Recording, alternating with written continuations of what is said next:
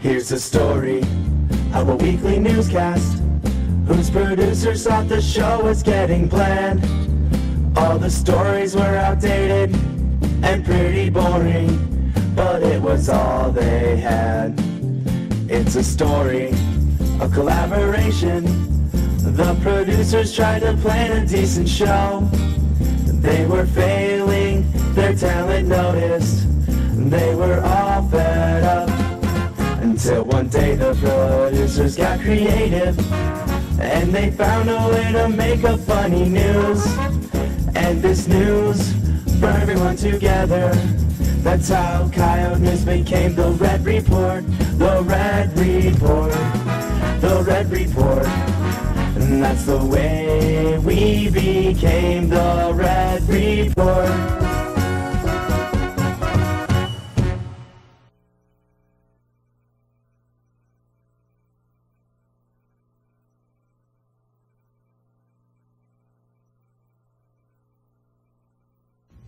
Tonight on the Red Report, university officials claim Julian Hall was closed because of asbestos, but the real reason will scare you even more. A new campus organization is giving money to those who need it most, and a new class is being offered that will benefit them outside of their studies.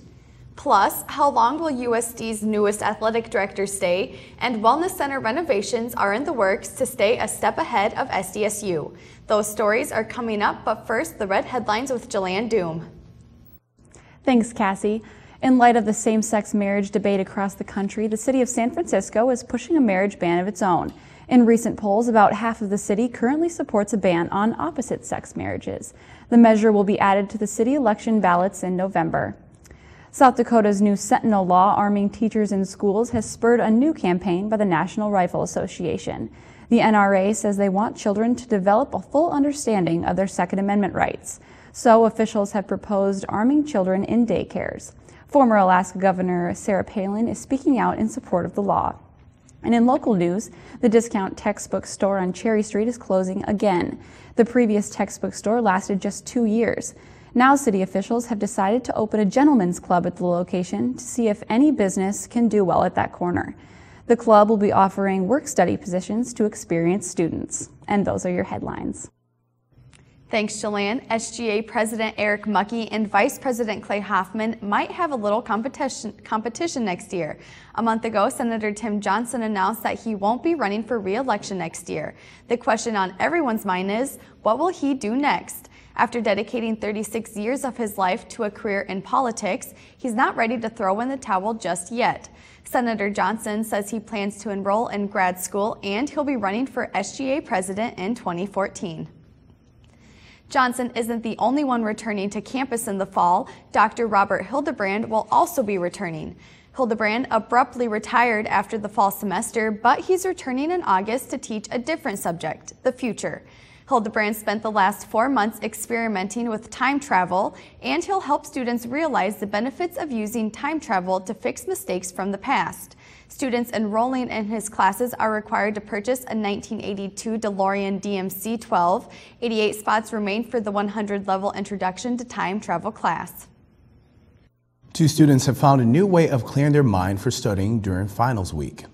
Dos miembros de la volante se sientan la tensión de la semana de finales y tienen una manera creativa para ayudarles a enfocar.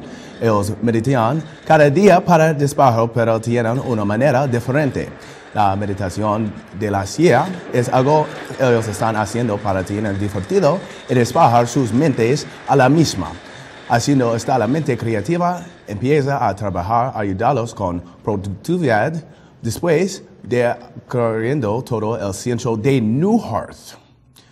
Tomisme un descanso, agrega un silla y meditar.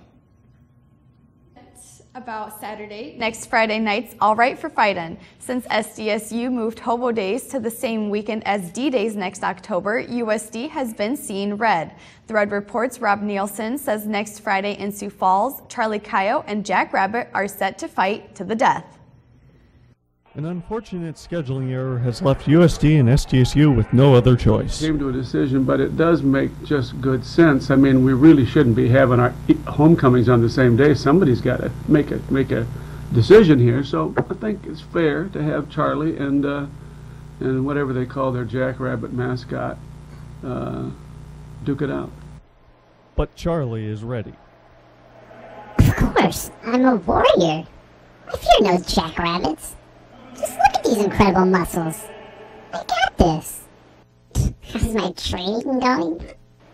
I've never felt better in my life. There's just no stopping me now. Boom, shakalaka. In other words, yeah, great. President Abbott has a message for Jack. See you later. Wait. Can I beat Jack? Can I beat Jack? Lost. You shouldn't doubt me like that. Come at me, bro. I say. President Abbott also expressed confidence in Charlie. Well, I mean, have you ever heard of a rabbit beating a coyote? I don't think so. Charlie offered a one-word prediction. Conquest. For the Red Report, I'm Rob Nielsen. That's how Coyote News became the Red Report. The Red Report. The Red Report. And that's the way we became the Red Report. University officials always seem to be dodging questions about why Julian Hall closed when there's no additional dorm space to accommodate students. The Red Report's Serena Engesser has the exclusive scoop behind the closing of the condemned building. I'm standing in front of Julian Hall. In 2011, these halls were abruptly evacuated. Millions upon billions of students were rushed out of their homes. Some say bats, some say water pipes, some even say ghosts. Excuse me, sir. Who are you? I'm Janitor Dave. Janitor Dave, could you give us a little insight into why these halls were evacuated? You don't know? No, we don't. You never heard about Sophia, the girl who drowned in the shower? No, we didn't. Ever since, strange things have been happening in Julian Hall. Could you give us a little tour inside? You would want to do that? Yeah. If you're up to it. This here is the main entrance to Julian Hall. You can go ahead, right on in there. You should be fine. So here we are, Julian Hallway, aka the haunted hallway. I have a recording device in my pocket that picks up sounds that the human ear can't hear. So let's check it out. Get out. Holy what was that?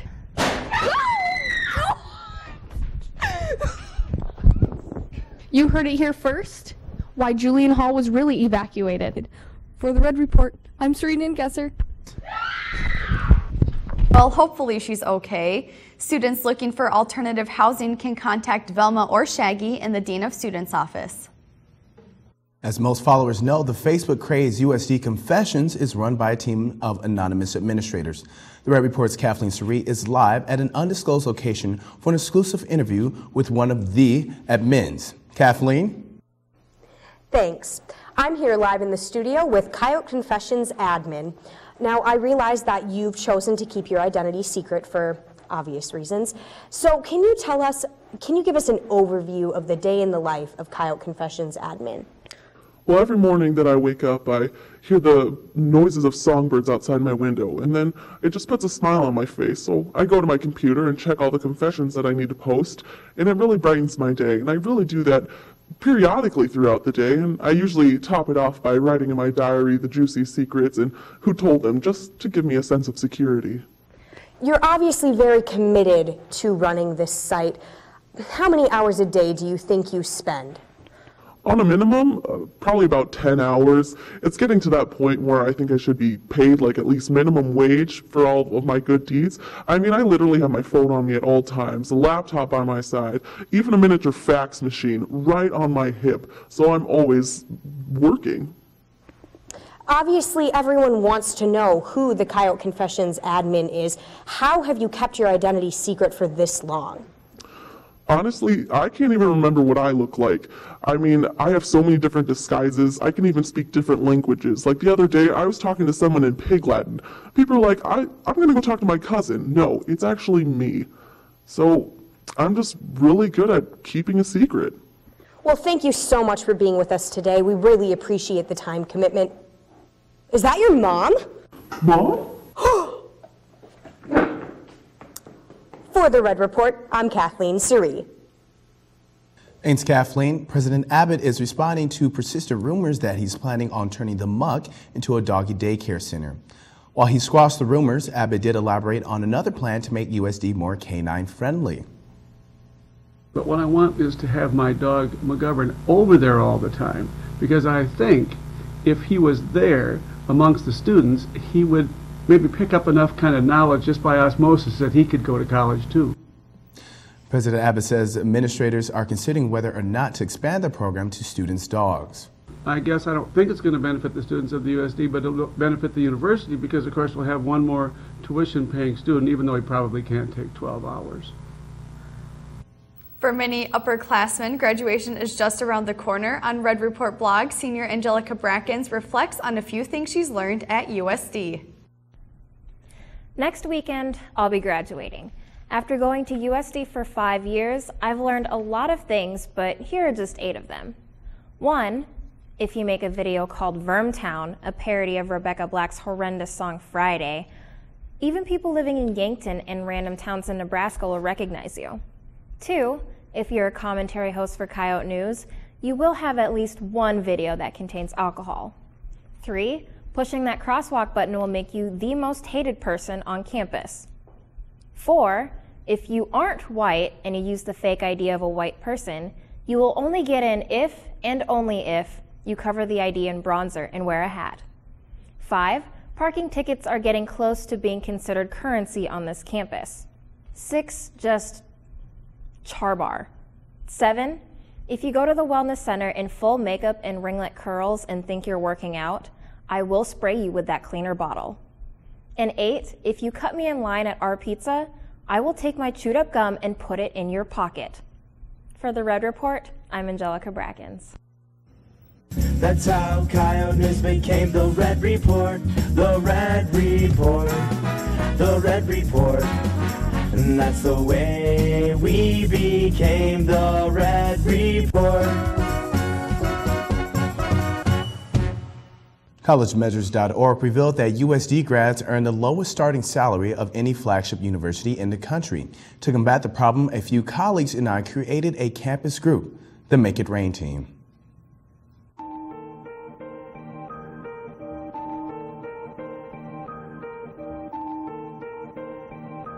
We were inspired by Travis Porter when they came here to the University of South Dakota, talking about they making it rain. We gonna make it rain up in here. You see these dollars? Look at this. This ain't no joke. This ain't no joke. Make It Rain team, 2013.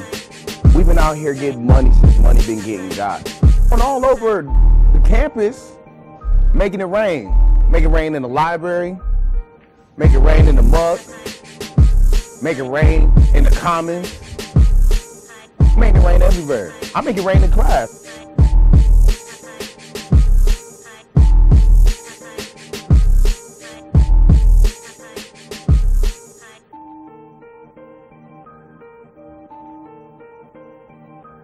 This money game ain't no joke out here, man.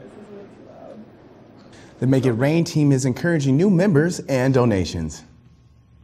It's been revealed that the popular smartphone app Snapchat leaves a paper trail much like other social media sites. Users could originally take a photo, set the time for a short number of seconds, and send it off with no worries it would ever be seen again. Now techies have revealed that all Snapchats are stored on a server for anyone to view, including future employers and your Nana. Those who use the app harmlessly, this isn't concerning news, but for those who frequently send off snaps of more personal parts, enjoy unemployment. The Arabic program was recently cut at USD, but another language program is about to take its place, drunk speech. Starting next fall, USD will be offering drunk speech classes on campus as an alternative language course. I think it's important that USD is offering drunk speech because there are a lot of students that speak drunk speech, and this way we'll be able to communicate with them effectively. The class will include how to speak drunk and decipher drunk texts. I think I would like to take the drunk speech class at USD because I just would like to decipher all those drunk text messages I get every weekend. Drunk speech is an ancient language that originated in Mesopotamia and quickly spread across the globe. Today, drunk speech is spoken in almost every country of the world and continues to be a popular social language. If students would like to find out more about enrolling in the course, drunk speech can be found in the new 2013-2014 academic catalog. The former Sigma Nu fraternity house won't be empty for long. The Interfraternity Council has confirmed that a new fraternity, Lambda Lambda Lambda, will be coming to USD and moving into the former Sigma Nu house. USD's computer science department says they are thrilled to hear about the news and can't wait to start recruiting the Tri-Lambda members. Lambda Lambda Lambda is known for producing men with superb academic standards, thick glasses, and a love for Hot Pockets. There's less than 2 weeks remaining in the academic year, and everyone's still feeling the pain of winter-like weather. But as Red reporter Kelly Stewart found out, the bad weather might be a positive thing for students. The weather has been all the talk on the campus of USD lately, but ironically enough, the lack of changing winter weather has caused some pretty big changes in the grades of USD students. This week on the Red Report Yote Report, I take a look at the academic results of bad weather. There's snow, slush, wind, all the makings of a true South Dakota winter. The problem is, it's April 24th, finals are next week, and then summer technically begins. Mother Nature is truly messing with us, but despite the bad weather, students' grades have skyrocketed here at USD. However, does bad weather really cause good grades? Academic advisor Becky Jensen explained her reasoning for the grade improvements. Well, I think it has a lot to do with the weather outside. I've always thought when April comes around, there's the spring fever that hits. The kids are less inclined to come to study tables, and you see less kids in the library. Even last night I was over at WIMPS, and there was very few students there, which I figured they're probably in the library studying. I really feel like this weather is keeping kids indoors and hopefully cracking the books for their finals. So, with grades in mind, maybe this weather isn't so bad after all. Who am I kidding? It's awful, but a 4.0 sure looks nice on a transcript. For the Red Report Yote Report, I'm Kelly Stewart. That's how Coyote News became the Red Report, the Red Report, the Red Report. And that's the way we became the Red Report.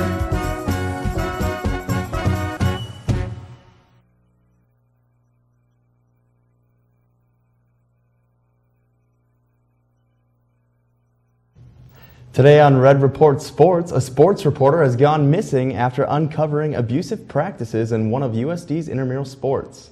And commentator Nicole Griffith has news of a new sport debuting at USD. But first, sports headlines. Julianne? Thanks, Alyssa. Recent studies of professional football head injuries have revealed brain damage in some players. Critics speculate the injury reports will be the demise of the NFL. So the league's announcing it will be changing the rule book next season to much safer flag football rules instead. Until the professionals are trained, replacement players from third grade PE classes will be used instead. After making statements on his Facebook and Twitter about coming back from his season-ending Achilles injury, Kobe Bryant's finally announcing his retirement. He says the injuries made him realize he's, quote, a senior citizen compared to his opponents. He says he'll now focus on activism with the Rape Awareness Association of America. And backup quarterback Tim Tebow's had enough of being second string and is giving up football for good. After many days of prayer, Tebow says it's what God is calling him to do. Tebow's giving up football for a late-night television hosting position. One of Tebow's rumored potential gigs is weekend reporter for the 700 Club. Tebow says he's no stranger to the spotlight and he can't wait to start his new career. And those are your sports headlines. South Dakota State has tried to best USD once again. This time they're building their climbing wall a foot taller than the Yotes. But USD is answering the challenge. Wellness Center renovation plans have been released, extending the climbing wall through the roof. The renovations will begin next month and be completed in time for the fall semester. The change will allow students to battle the elements as they make their climb. This artist's rendering is what students can expect to see when they arrive in the fall. The construction will cost USD about $2 million, and the company that will be building the wall is based out of Brookings. In March, Rutgers University basketball coach Mike Rice was fired for verbally and physically abusing players. That's left many USD intramural athletes questioning their teams. What Red Report investigators found may shock you. Chess, a game commonly known for its patience, has recently taken a strategic turn. Using high-tech hidden cameras disguised as grocery bags, the Red Report sent Chris Moser to uncover what happens at intramural chess practices. You call this castling? This is some pathetic chess right here. What do you... Really? Really? And you. Knight takes bishop. Knight takes bishop. That... Is that a camera? What do you... Our reporter went missing before this footage was found. If anyone has seen the Red Report's Chris Moser or knows of his whereabouts, please notify us immediately. After USD lost 2 athletic directors to schools in Ohio, the department's announced interim AD David Herbster will take over the full athletic director position. Herbster's been at USD since 2007, and Red Report Courtney Sterrett is live in the muck with Herbster to discuss the future of athletics. Courtney? Thanks. And David Herbster didn't show up for the interviews. Oh, hold on. Oh. David? Wait, you're taking a job with Miami, Ohio? Wait, is this David Saylor? Oh, this is David Herbster? Okay, yeah. Okay, goodbye. Well, that was awkward. Back to you in the studio. Live in the muck, I'm Courtney Sterrett. Thanks, Courtney. Coach Joe Glenn says the strength of next year's Coyote football team will be its kicking game. The buzz around the Dome is the emergence of walk-on kicker Alejandro Boomerfoot. He's proving perfect genetics is all you need to become a star. Arriving at USD midway through the first semester, Boomerfoot's talent didn't emerge until he wandered onto the field. Shaky at first, Boomerfoot's finally met his true potential.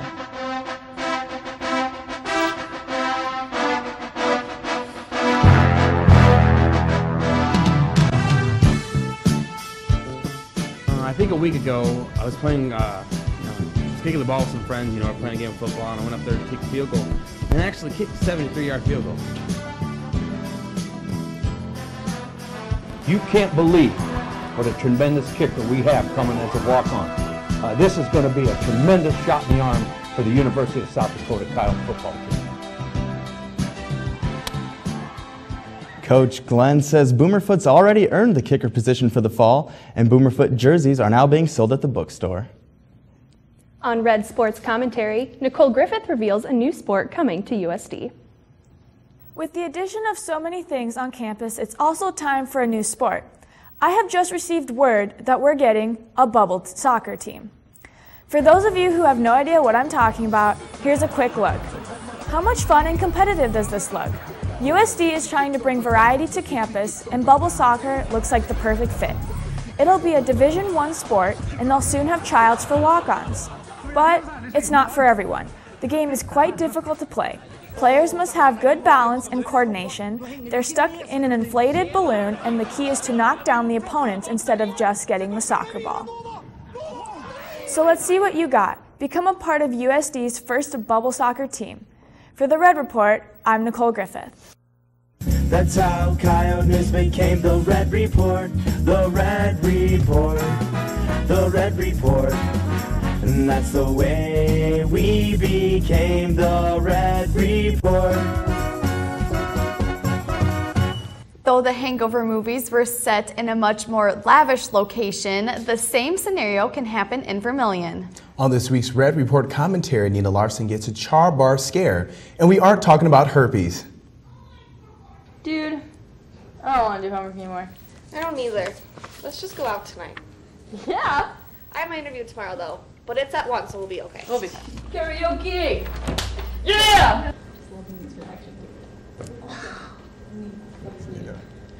What happened last night? With Sasha?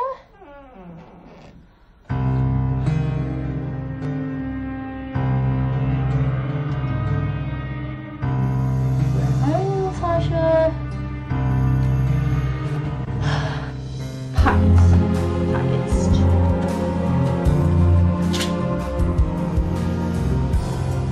We went to the char.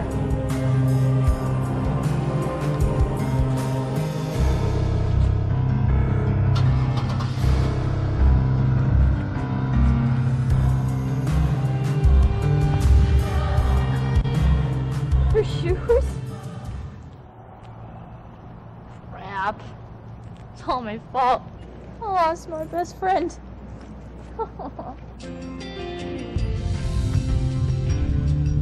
The car! Natasha, wake up!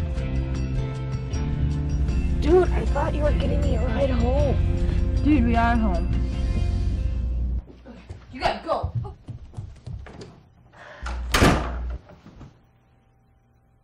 With finals week just around the corner, many students reflect on their favorite and least favorite courses.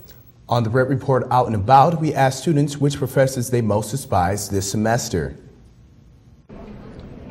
Oh my gosh, I forgot his name. Mary Pat Byerly, she's a political science professor because she's extremely Probably Teddy Joyce because she's really and she's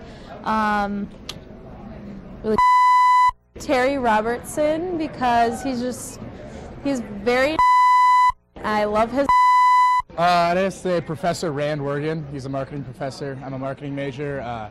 He's also Say Dr. Utrenka. She definitely got up in front of class and offered to do for anyone who did their homework on time and correctly. Brandon Nutting because college is about more than just and everything. Because Brandon, what I think of him as a professor is pretty good. What I think of him as a person like outside the classroom and everything, because not only does he know a lot of stuff, but he likes to be a A new issue of the Vermont Hit Newsstands today. Pick up a copy to read why explosive diarrhea is to blame for the infamous Coyote Village flood of 2013 and a new strain of bacteria that's been discovered at a local bar. That's all for the Red Report. Thanks for tuning in. You can watch all of the Red Report stories again on the Coyote News YouTube page. Have a great night and a good finals week. Coyote News will be back in the fall. You stay classy, Vermilion.